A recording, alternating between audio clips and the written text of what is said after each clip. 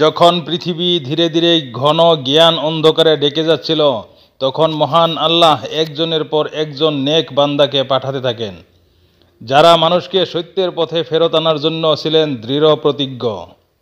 এমনই এক আলোকিত নক্ষত্র ছিলেন হজরত কাইনান আলাইহিসসালাম, হজরত আনুস আলাইসাল্লামের পুত্র ও হজরত শীস আলাইসাল্লামের বংশধর।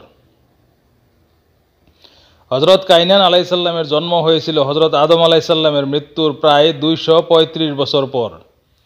তিনি এমন এক যুগে জন্মগ্রহণ করেন যখন আদম সন্তানেরা অনেক দূর বিস্তৃত হয়ে গিয়েছিল, কিন্তু তাওহীদের শিক্ষা অনেকাংশে ক্ষীণ হয়ে পড়েছিল।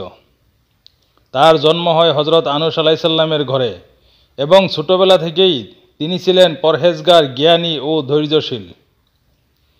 বাবা হজরত আনুস আলাইসাল্লামের মৃত্যুর পর তিনি নবুয়তের দায়িত্ব লাভ করেন। হজরত কাইনান আলাইসাল্লাম ছিলেন এক মহান শিক্ষক ও সমাজ সংস্কারক। তিনি তার জাতিকে আল্লাহর দিকে আহ্বান করতেন, বলতেন, তোমাদের একমাত্র উপাস্য আল্লাহ, তিনি ছাড়া আর কেউ উপাসনা করার যোগ্য নয়।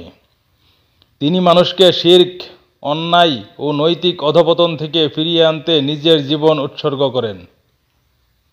তার দাওয়াত ছিল মৃদু কণ্ঠে কিন্তু দৃঢ় বার্তায় পূর্ণ। তিনি নিয়মিত উপদেশ দিতেন, মানুষকে একত্র করতেন, আল্লাহর দয়া শাস্তির কথা স্মরণ করাতেন।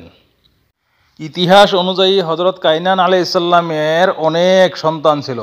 তার সবচেয়ে উল্লেখযোগ্য পুত্র ছিলেন হজরত মাহলাইল আলাইহিসসালাম, যিনি পরবর্তীতে নবুয়তের দায়িত্ব লাভ করেন এবং বংশানুক্রমে এই পবিত্র ধারাকে অটুট রাখেন।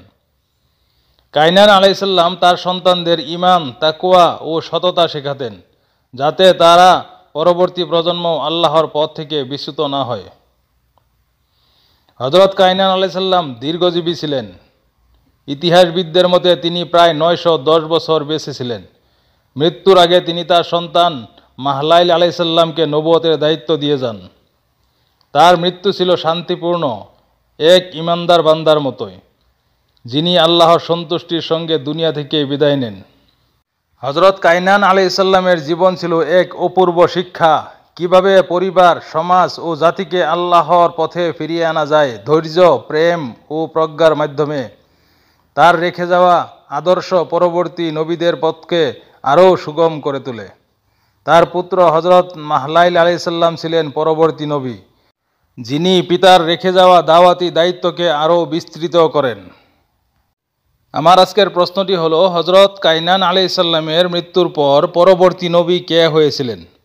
তাই দেরি না করে সঠিক উত্তরটি এখনই কমেন্টের মাধ্যমে জানান এবং ফুলের ভালোবাসা জিতে নিন। সম্মানীয় ভাই ও বোনেরা, আপনারা ভিডিওটি বেশি বেশি করে শেয়ার করেন, যাতে এই অজানা তথ্যগুলো মানুষে জানতে পারে। আমি ধারাবাহিকভাবে একের পর এক নবী রাসূলদের জীবনী নিয়ে আসবো আপনাদের সামনে।